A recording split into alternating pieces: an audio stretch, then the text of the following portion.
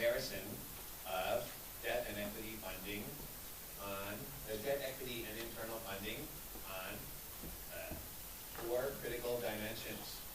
And this is intended to help us to make a determination which is the most desirable form of funding for my startup. Let's start with internal. The four dimensions that I evaluate the funding forms are cost, degree of control given up, growth, impact, and financial risk to the existing shareholders. Okay, so internal funding is least expensive. Guaranteed, it's least expensive because it is only our opportunity cost of capital for existing shareholders. Degree of control given up is 0 because no funds come into the company. However, there's no positive impact on growth. If we are an internally funded company, we will always grow more slowly than we would grow with external funding. Why? Why does that have to be the case?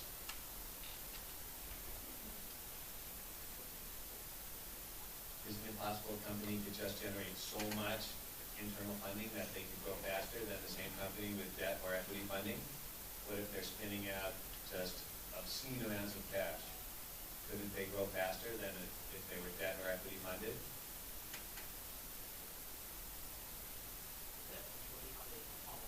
Yeah, it's a logical impossibility, right? Because no matter how much internal cash I have, my debt and equity goes on top of that. So this is called leverage.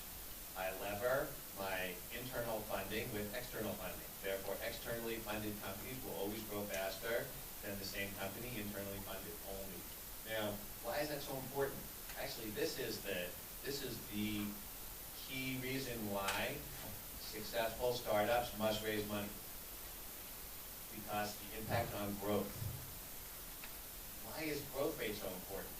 Given the other positive benefits of internal funding like low cost, maintain control, why wouldn't I just grow slow? If I'm satisfied to grow slowly, then I'm okay with internal funding, because the main drawback is slow growth. So why not just grow slow? Competition. Grow slowly only works if we're not facing competition from others who want to grow fast. But that doesn't exist today. Markets are ever more competitive and changing ever more quickly, and especially the type of markets that we're likely to be looking at as high-tech or biotech entrepreneurs. These markets change at lightning speed, and competitors enter at lightning speed. So there's no option for scalable entrepreneurs to grow slowly. Therefore, we can't fund internally only. It's a total losing proposition. Sometimes I ask for examples of companies that grew successfully to scale with internal funding. We can think of a handful, but they're the unicorn.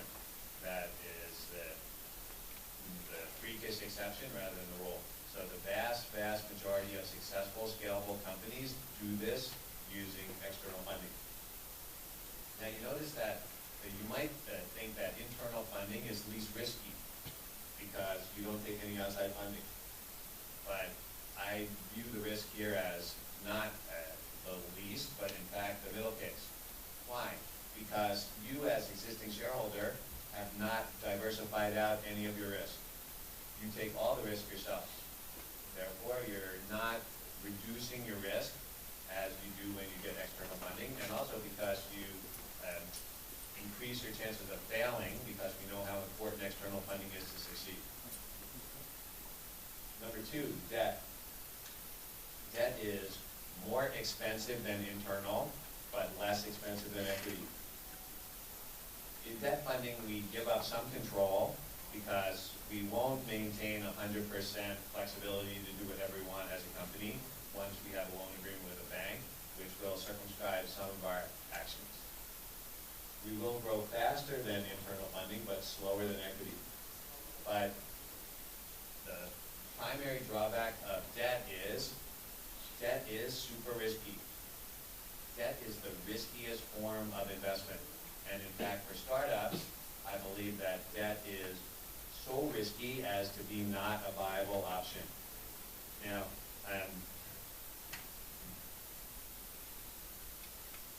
who knows the answer to this question?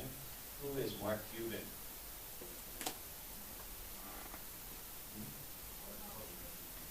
Owner of the Dallas Mavericks NBA basketball team.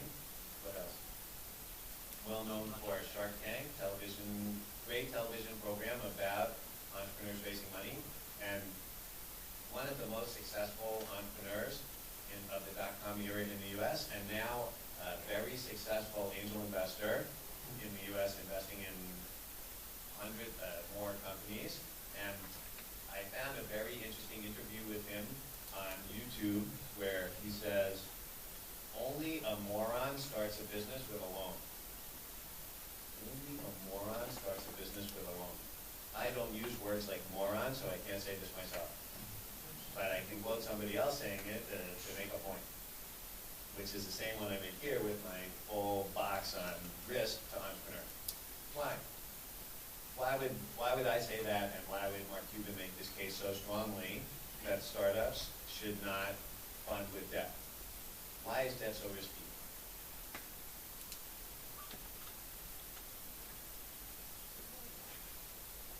How does debt work? You borrow money and then you repay when? Whenever you want?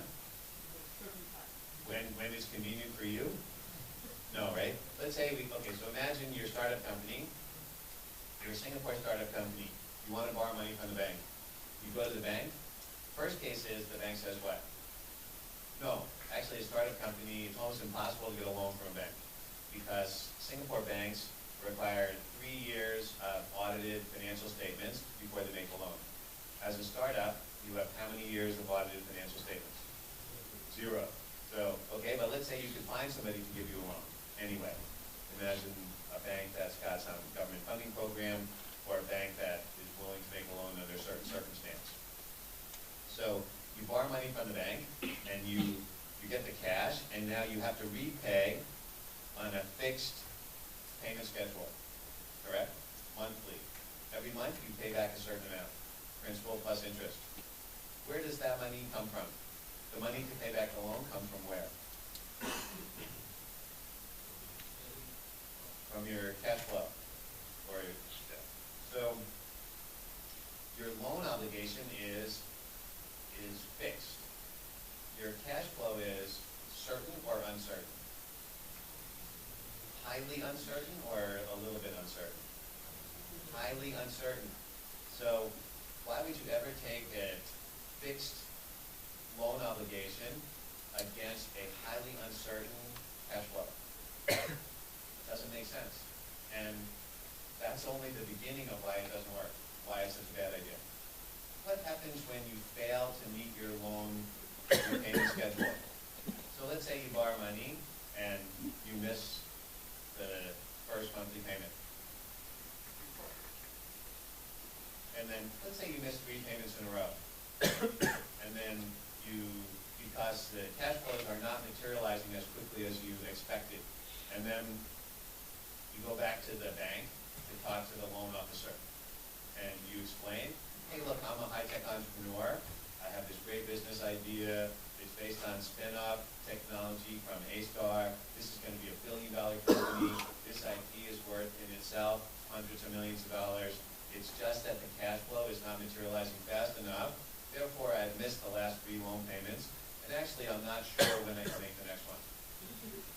But I hope that you'll just bear with us until we can pay back. And the bank says what? They're laughing at you, and then they basically call the loan, they seize all the assets, and they sell them. So all your $100 million IP that you worked for your entire career to develop, who owns it now? The bank. So you have nothing. Your company failed, and you lost all your IP. Why? Because you took a loan.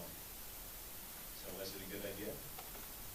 No. And what percentage of cases does this happen in? mean, almost all. Why? Because cash flows do not materialize as fast as you think. Now, once you have steady cash flow, once you have, let's say you have already confirmed steady cash flow, then you can think about taking a loan. But taking a loan before you have cash flow, it's crazy. And it's super risky.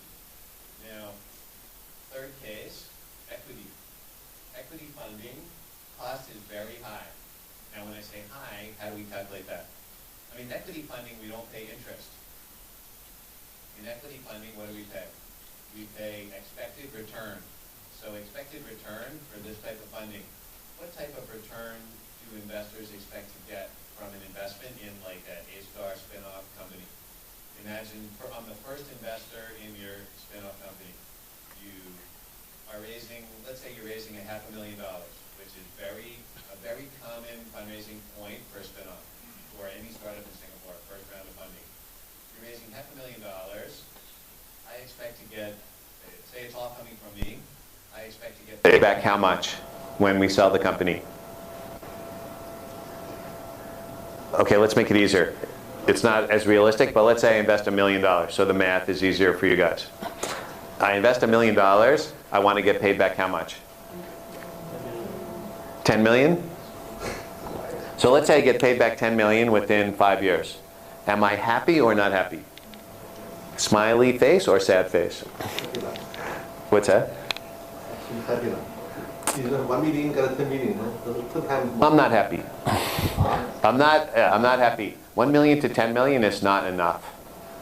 I'm not unhappy. I'm actually sort of straight face like that. Yeah. This is not a fail. It's definitely not a fail. I got back 10 times. It's okay, but it's not enough for the risk that I took. Remember, we talked about the risk and return trade-off that everybody has to make. I took more than 10-time risk here. Way more. I'll explain why in a minute.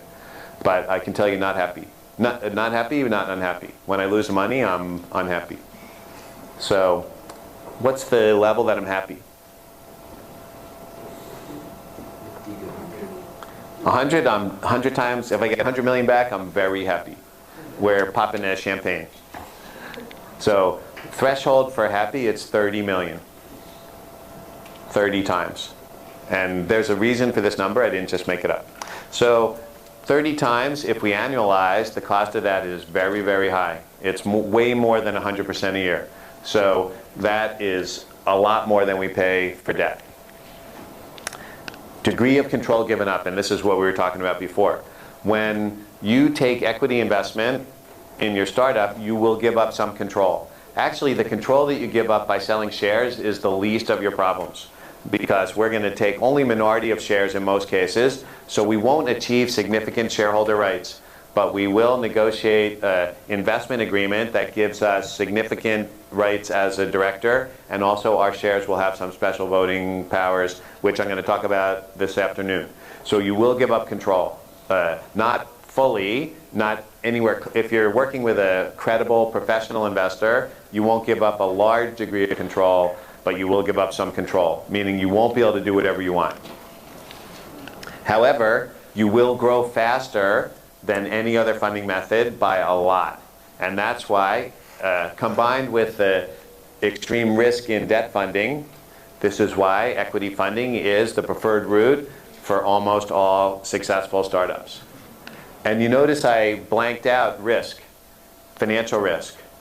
Why? This is another area where equity funding shines. The financial risk in equity funding to the existing shareholders is way less than debt funding and significantly less than own funding. Once you go the equity funding route, the equity investor will probably, the equity investors as a group will invest much more money in this company than you. Therefore, they will be taking the bulk of the financial risk. And when the company fails, if the company fails, what do equity investors get? Nothing. Yeah, I mean, we might get some things, but we don't get much. So there's no very low or no risk that you're going to lose your IP if your company fails with just equity investment, which means you can start another company with that same IP. The risk that the investor is going to want to take the money back and bankrupt the company is 0 because equity capital is permanent, as I talked about before. So actually, equity capital, it's a lot less risky for entrepreneurs than debt capital. That's why I made that point earlier. This is why you see most investors that invest in startups putting in equity and most entrepreneurs looking for equity.